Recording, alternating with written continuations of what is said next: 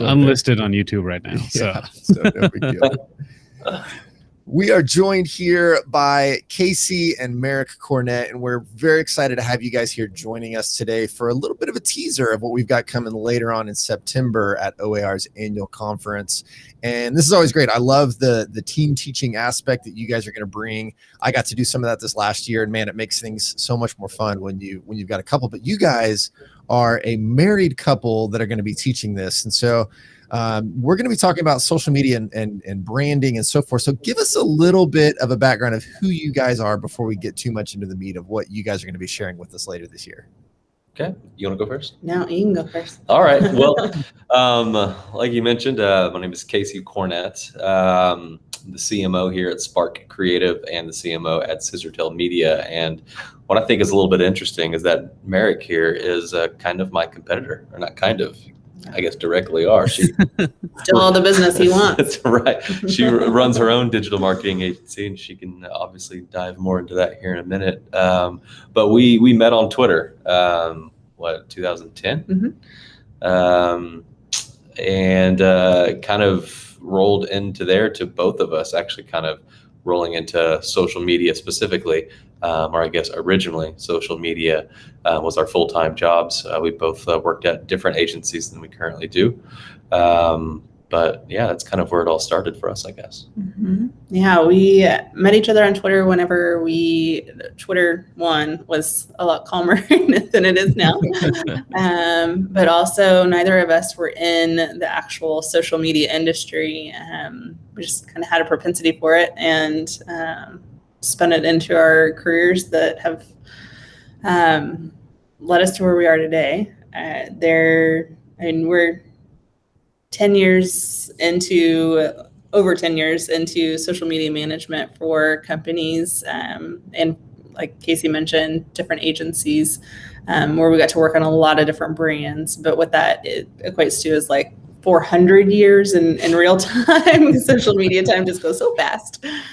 So I love this idea that you guys met on Twitter. I mean, who is more apt to share information about social media than a couple that met on Twitter? I would love to know more about that story. I mean, were you guys like flaming each other back and forth, going after each other, and then a love erupted? I mean, we got to hear that story one of these days. Yeah, the debate is always who followed whom first. It's a debate. That's no, but I mean, back in 2010, at least here in Oklahoma City, there weren't hundreds of thousands of people that were on, Twitter. And this is kind of back in the time when even broadcast media, when they would say the word Twitter or source Twitter as some kind of the way they found their story, everyone would say on air, they would say, according to a tweet, and then they would laugh at each other on TV because I don't think anyone really knew where it was headed. And so we kind of got jump-started up around that time and really kind of help, I think, whether we knew it or we didn't, kind of help to pave kind of the way, at least locally and regionally, for what business opportunities allowed themselves for not just Twitter, but Instagram that would come up in a couple of years. And at the time, Facebook didn't even have an official business page, and certainly no one was thinking about advertising. So the industry's grown quite a bit, and yeah, I bet we could come up with some stories about the differences of 2010 versus 2021. Yeah, I think one of the great points that I'm getting from this is like social media starts in a certain way and then morphs into something completely, maybe sometimes out of control, right? And now that there's so much noise on social media, what are a couple of suggestions or tips that you have for people that they can stand out with their brand on it? Yeah, so I would give everybody a recommendation that if they are counting on their organic social media, which means non-paid, so their tweets, their Facebook posts, their Instagram posts, if they're going to count on that, then what they need to do is lean into the algorithms, which we will talk about during our presentation a little bit. So what that means is Instagram wants you to play a certain game. They want you to generate as much content on your own behalf as they allow you to, which that may mean using Instagram TV for your long form video. That could be using Reels, which is their TikTok competitor, for more of your, I guess, fun, lighthearted content, your Instagram stories for your short-lived content, as well as what you would post in the feed. Instagram specifically wants you to stay on Instagram for as long as humanly possible. So, so that their advertisers can rack up impressions and get in front of a lot more people, which then in turn earns them more money, right? Them being Instagram and Facebook. Facebook owns Instagram. So if you are going to count on your organic content to lead the way, then you kind of need to play the game that the platforms have set out for you, which is just using all of the tools that are available to you, more or less. Mm-hmm.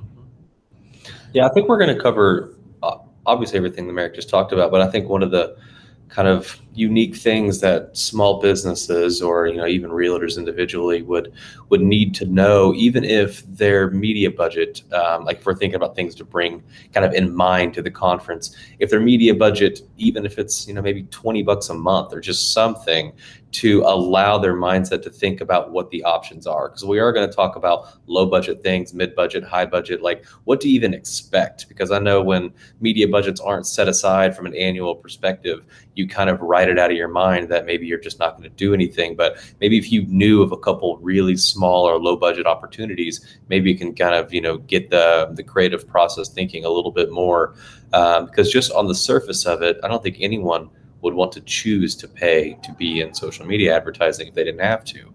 But whenever we break down what you get out of an organic post versus what you get out of even a very low budget social media post, or whether it be a boost or using an ad through the business manager, I think it may open a lot of people's eyes to kind of why to do it, when to do it, and then kind of what to expect from that in the end. Yeah, I think you commented how different things were 10 years ago. There's been such a rapid change, and even just within the last handful of years. So, I mean, I think if somebody had some social media training 2 years ago, I mean, that is absolutely obsolete as far as it goes now. I mean, so much has changed. The tools have changed. The platforms have changed. And so there's so much to be learned. So I'm excited to hear what you guys have to say. I personally will be absolutely attending to make sure that I catch it, just because I think it's fascinating and to see how this works. And people need to have that expertise. I mean, if you want to differentiate your brand on social media, you got to know how to do it. Just making random posts occasionally isn't going to cut it today like maybe it would 10 years ago. So I'm excited about that. Can you give us just one more? What's something else that you guys are excited to teach in that class coming up that people should be in tune for, ready to hear? I'm actually interested to hear Marek speak a little bit more. I mean, she's mentioned a few times about Instagram, but kind of Instagram's surge in popularity, especially from the organics perspective, just in the last 18 months. Like you mentioned, 2 years ago, the strategy is very different. And I don't know if that's enormously different from maybe Facebook and Twitter, but certainly it is very, very different than it was in Instagram 18 months ago even. That's likely where a lot of the organic is still in play. And so it's going to be really interesting to really see the breakdown in the difference of the platforms. I know it's very common to have a message go out on Twitter and a lot of people copy and paste it on Facebook, copy and paste it onto all the different platforms really. But to really kind of understand what that does and kind of what is the next step and why to take maybe even a little bit more of a thought into how to change it, and to kind of really see what the reaction are and looking into the data, which I think is going to be a major part of what we're going to focus on, is kind of what to expect. Is it performing well? Is it not? How to change things, where to move messaging around, content calendar creations, and a lot of that is going to be a little bit more about what I think we're going to be diving into. Yeah, and I think that's one of the areas that I really appreciate about digital media as a whole, is that all of the things that we do are trackable and they're measurable. And so we can say 300 people saw this Instagram post and only 20 people saw it on Facebook. However, the market, I mean, you can even look into your audiences. Your audience that you say is your target market isn't living on Instagram right now. And that's not specific to everybody, but I think that there are some cases where people are they're hanging their hat on Instagram just because they see a really big reach there. And if your market isn't who's seeing your Instagram post, then it really doesn't matter. You want to make sure that you have that Facebook presence or Twitter presence or Pinterest or whatever it is that you think that will be the best platform for you.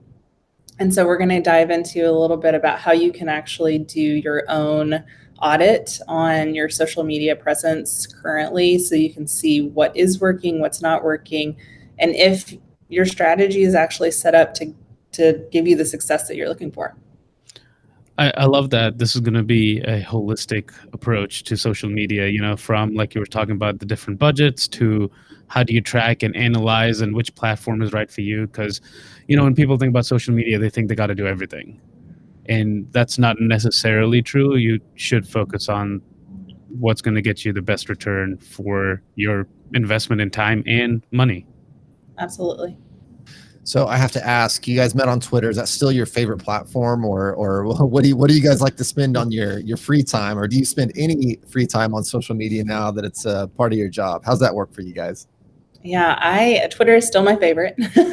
I think it's because I'm a little bit spicier. So I can handle the Twitter that it has become. I feel like I'm pretty opinionated, so I get to share my opinions and be okay with that. I'm a little bit tamer on the other platforms, but we have, I think last I counted, a zillion children. We have a lot of kids. Yes. So sharing content about them and staying connected with family and whatnot is just a little bit easier to do on Instagram and Facebook. Yeah, I mean, pretty similar to me. I think in the past 10 years, the last few years, I would probably say I've gotten a little bit more specific on some of the accounts that I follow. I'm not necessarily always out trying to communicate with everyone, which is kind of what it felt like 10 years ago. Meet new people, talk to everyone I can, reply to everything that's going on. And I think it's gotten a little bit more focused into things that really impact not only like my day-to-day life, but also the interests and hobbies and things that I'm more interested in. So that's the beauty of it. It's a lot easier to kind of curate your social media experience now, especially on platforms like Instagram, Twitter, Facebook, a little bit harder, I would think, just because of everybody. I don't know. Anyway, Facebook. That's a whole other thing because but that's all the more reason why people, realtors especially, who are wanting to integrate social media as part of their business strategy, need to be tuning into this session. And the only way you're going to get it is if you come to the OAR conference in September.